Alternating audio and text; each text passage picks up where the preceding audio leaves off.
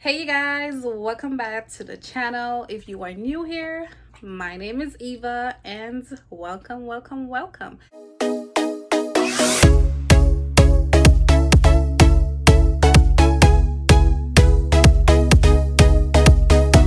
a pleasure to have you. So, in today's video, we're going to talk about tips to help you find a medical assistant job, especially if you have no experience or if it's your first medical assistant job. All right, you guys, so if you are interested in this video, let's get started with tip number one. So tip number one is to get hired at your externship. In order to do this, you need to ace your externship.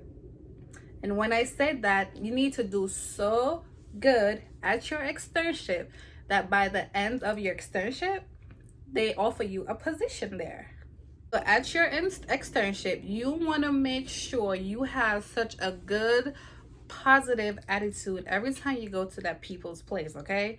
You want to have a good, positive attitude. So whatever drama you have, you leave it outside their door before you step up in there. You want to have a good, positive attitude. Smile when you're in there. Be pleasant. Ask questions. Get a notebook to write notes and offer help, and also take initiative, which means you do stuff before your preceptor tells you to do it. For example, if a patient leaves the room, don't wait until your preceptor say, hey, the patient left, go clean the room.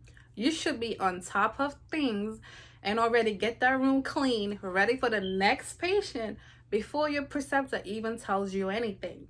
So these type of things would help your externship to offer you a job at the end of your externship, because they already know how you work, and especially if your preceptor gives good feedback about you, makes it even 10 times better for you. Getting a job at your externship would be great because one, during your externship, you already learn how things work. You already learn the EMR, learn how to do the charts, whatever EMR they use, you already learned that. You already know the workflow, you already know the people, so you don't have to feel uncomfortable. Like, you know, when you just start a new job, you got to meet everybody and you're like the new girl or the new guy. Like, you already know the people, so it's gonna be even more comfortable for you to work there. Well, this all leads down if you actually like your externship place. This is just a help to help you get a job at your externship place, and if you have no experience and you need a medical assistant job. Now, moving on to tip number two. Tip number two is you apply to your job, you have no experience, just your externship, and it's not enough experience for some places that you might apply for. You know what I mean? Right, so you have no experience. All right, cool, I got you. Leave it up to me, okay? So what you're gonna do is you're gonna need to volunteer at a hospital or something. I know, and it's okay. You know, it's just to get some experience. So for volunteer services, a lot of hospitals offer volunteer services where you can actually go to like maybe like a pediatric unit where you can sit and read kids' books. I don't know anymore. That's the only one I can think about, but I'm pretty sure they have other stuff there for you to do.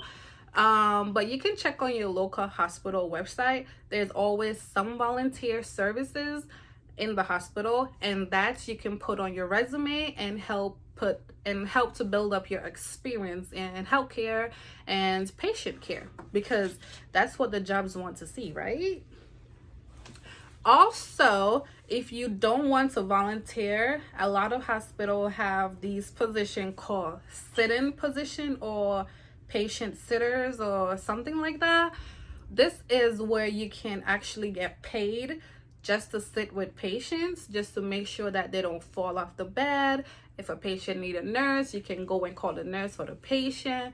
or you can keep the patient company and talk with them. Because I mean, you're in the hospital, you're lonely, and you have nobody to talk to but your nurses. And if your nurses are busy and you have no visitors at the time, you can be a little lonely. So sitting position also helps to give you experience, and this is what the workplaces want to see, your diversity in healthcare.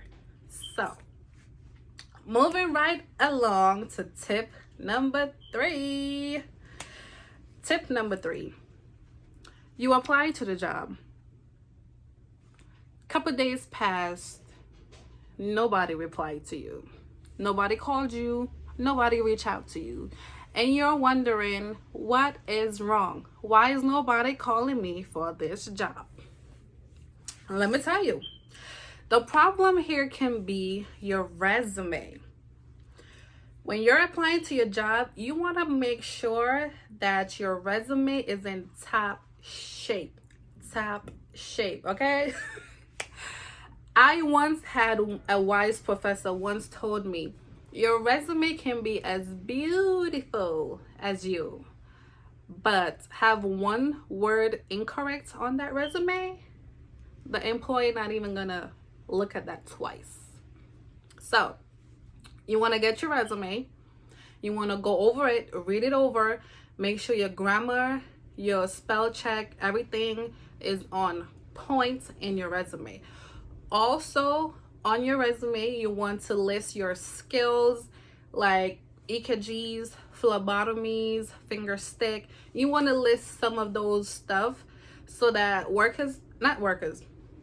employers can know that you know how to do these skills. And 9 out of 10 times, these are the job descriptions of a medical assistant. So once they see it on your resume, they already know that you know how to do your thing, girl. So yeah, why not call you? So yes, fix your resume, go over it, update your resume. Google have so many resume examples and templates that you can literally just Google like medical assistant resume example and get your wording right. If you don't know how to do a resume, just Google it and copy and paste don't hurt. So yes, fix your resume and go over it and make sure it is in top shape. Now, the next tip I have for you guys is references. Okay, so you applied to the job. They called you for an interview, but now in order to continue in the interview process, they want to talk to your references. And let me tell you, girl, you passed the interview, resume on point, they love you, but your references ain't had nothing good to say about you. Ain't nobody hiring you. So references is important when finding a job, especially professional references. So you can get references from like your professors who taught you in school, or from like your preceptors that you did your externship with. This is why you need to always be pleasant with people, because you never know when you're gonna need them. And especially in finding a job, majority of the business places always ask you for references. And let me tell you, baby, they do call or reach out, email, whatever they do call these references. So when you're in school, you want to make sure you have a good relationship with your professors. Always be on time, always participate in class. So when you need a reference, you can ask them for their contact information. So when you need a reference, you list them as your reference, and they can give you a good feedback. And one of the good feedback employers want to hear is that you learn quick. And who's better to tell an employee that you learn quick than your professor? Because he was the one or she was the one who taught you, right? So professors are really good references. So make sure you have your professor's contact information for when you need it. And also, when you go to your externship, you want to make sure you do so great, like I said before, so great, and have a good relationship with your preceptors, because you never know when you're going to need them to be a reference as well. Also, one thing I would say is when you're doing your externship and you have completed it, I would say you can give your preceptor like a gift, a thank you gift, and thank your preceptor for, you know, taking her time out to teach you stuff. Because one thing, what you learn in school, half of the time does not even apply to the real world. It's a whole different ball game in the real world. So you might learn one thing in school, but when your preceptor comes to you and start teaching you stuff, it's a whole different ball game. This is a whole nother set of learning here. So show your appreciation to your preceptor, and just let them know, and just ask them, you know, if in the future you can use them as a reference. And yes, my loves, this will get you through the door, because sometimes references might be the last on the list in your decision to getting hired by a job. Now, the last tip I have for you guys. Last tip. Don't blame me. I don't make the rules. I don't make the laws. It's not my fault. And this is especially if you are in New York State. I can't speak for no other state because I don't know. Like I said, do not blame me because I don't make the laws or the rules. But honey, I am so sorry if you are against the COVID vaccine, but in New York State, in order to work in healthcare, you need the vaccine. Let me tell you, I went to a job interview recently, and the guy who was interviewing me, literally, he said, "Hi, my name is so and so, nice to meet you." Cool. All right, cool. My man's asked me, "Did you get the COVID vaccine?" And I'm like, "Is this your first question that you're gonna ask me?" He said, "Well, you know, in order for you to work here, you need to have a vaccine." I'm like, "Okay, yeah, I have a vaccine, but well, damn." So now I asked him, "So what if I had told you that I didn't have my vaccine? What was going to happen?" He was like, "Well, we wasn't going to be able to continue with the interview. I would have just told you thank you for your time." I'm like, well, damn. Well, thank you for your time. Let me tell you, that shit just irks me. I mean, I'm not against getting the vaccine. I don't control nobody. It's people's choice. If you don't want to get the vaccine, you don't get it. If you want to get it, you get it. That's just me. And what annoys me was the fact that that was his first question. Like, nothing else about me, about my resume, about my skills, nothing else concern you? Like, that's all that concerns you? If I got the vaccine or not?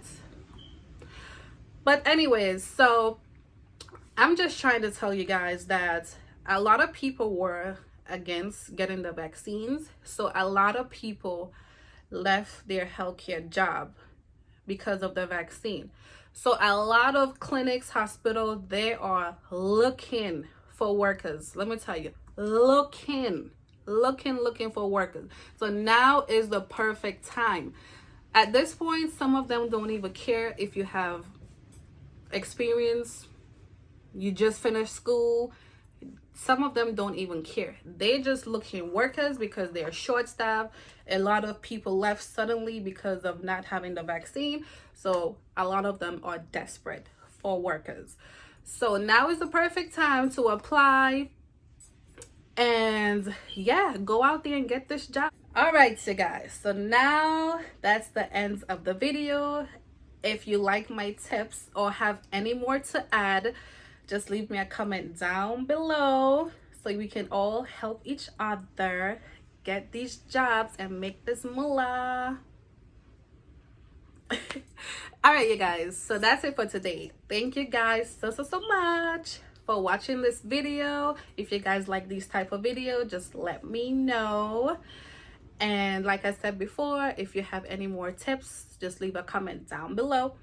And yeah, don't forget to subscribe to this channel, like and share this video if you really did like it.